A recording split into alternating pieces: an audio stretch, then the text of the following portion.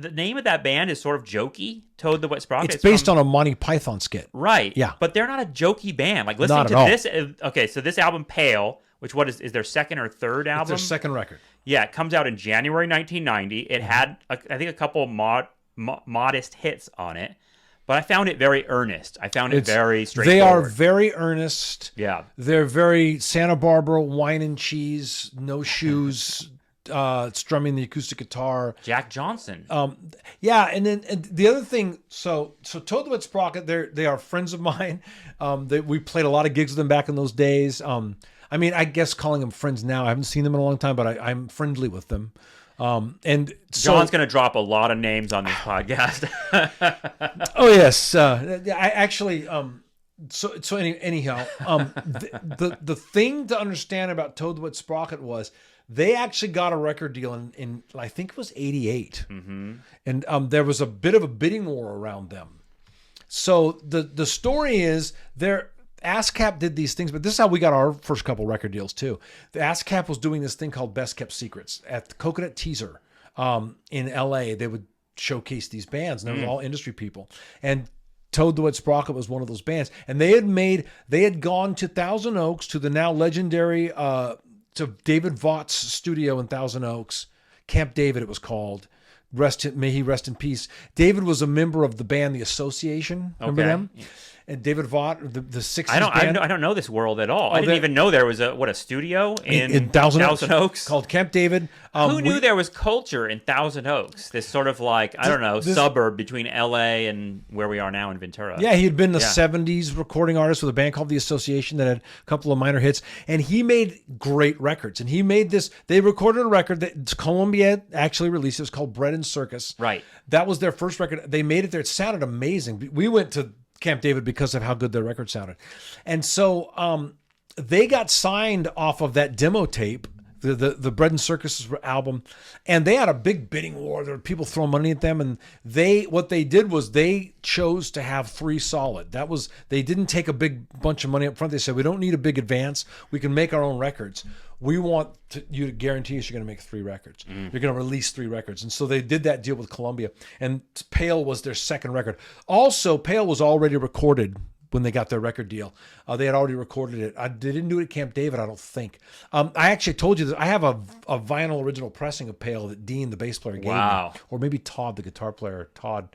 I don't remember if it was Dean or Todd that gave it to me. I still have it. But yeah, very earnest band from a scene. So where did they fit into everything else? Because they're like, I see them described as kind of like folk rock a little bit. I mean, they're not a glam metal band at all. No, and this is pre-grunge, really. Very much pre-grunge. That's what I'm saying. They came out. I remember in '89 they were touring the B-52s when Love Shack was the biggest song in the world. Okay, so they kind of connect to REM in my mind a little bit. That's the key. Yeah, REM. Yeah, REM was the thing that. I'm not suggesting that Toad the Wet Sprocket was in any way imitating REM, but they had that jangly, beautiful. Todd's a lovely guitar player. Yeah, and they had that jangly sound.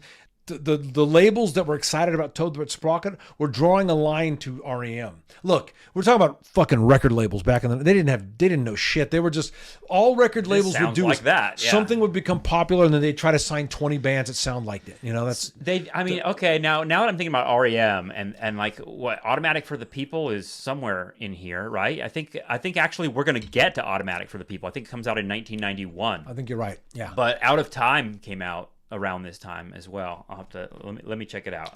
REM's Out of Time comes out when because that's Losing My Religion, and that's the song that like really launched them into like mainstream. So that's March of 1991. So stay tuned, everybody. We'll get to Out of Time.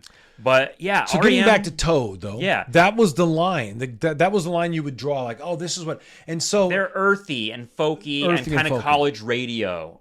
So if you listen to Pale, that album, one of the interesting things about it is completely unproduced. It sounds like, if you listen to the way the album sounds, it sounds like 4 guys playing together in a room. Yeah. And that's probably how it was recorded. They recorded live. Toad the Wet Sprocket are very good musicians.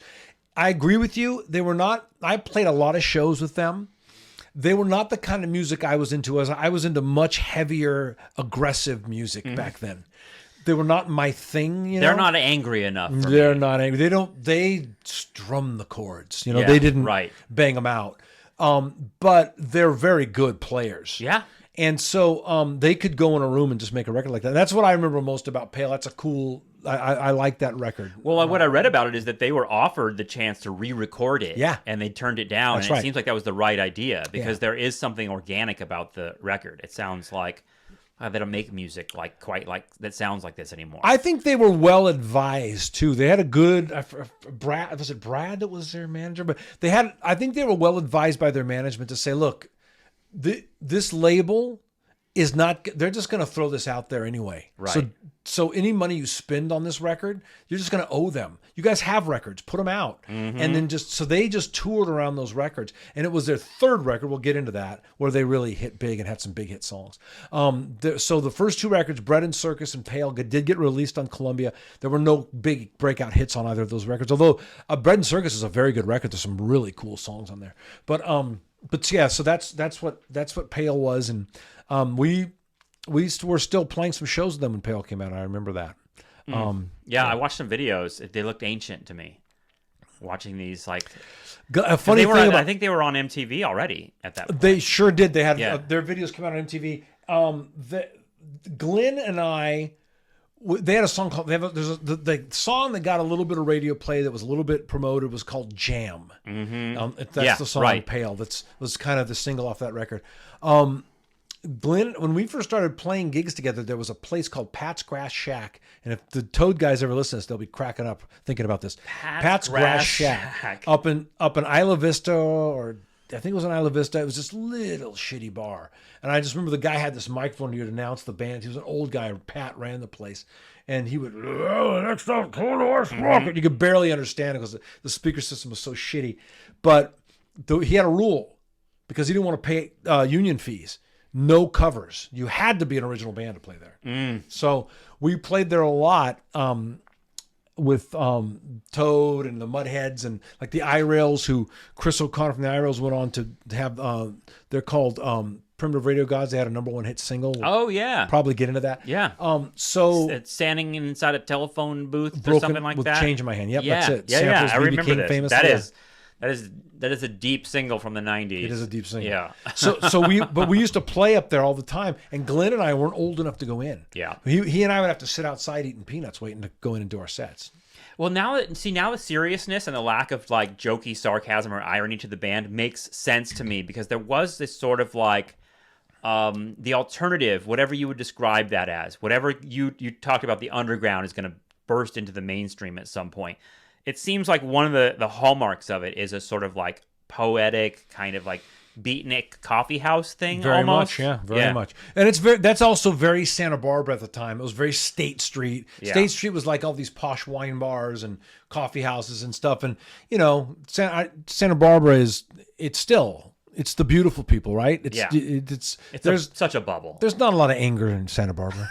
There's no reason to be pissed off in Santa Barbara. When I went to college in Santa Barbara and I hung out in Isla Vista, and the big acts when I was in college in the later 90s were Jack Johnson. Yeah. And people love the Dave Matthews Band. Sure. And I feel like the Dave Matthews Band are almost related to Toad the Wet Sprocket in some way. They're like cousins in some way. That's an interesting connection. But I can certainly see it, although like I don't ever think of Toad as a jam band, but oh no, they don't have that hippie jam thing going on. Not the jam thing. Yeah. Like they're not gonna, look, if you got Carter Beauford playing drums for you like Dave Matthews does, you should let him play for a while. Like Right. everybody wants to hear that, right? Right. Toad isn't that kind of band. They're a song band.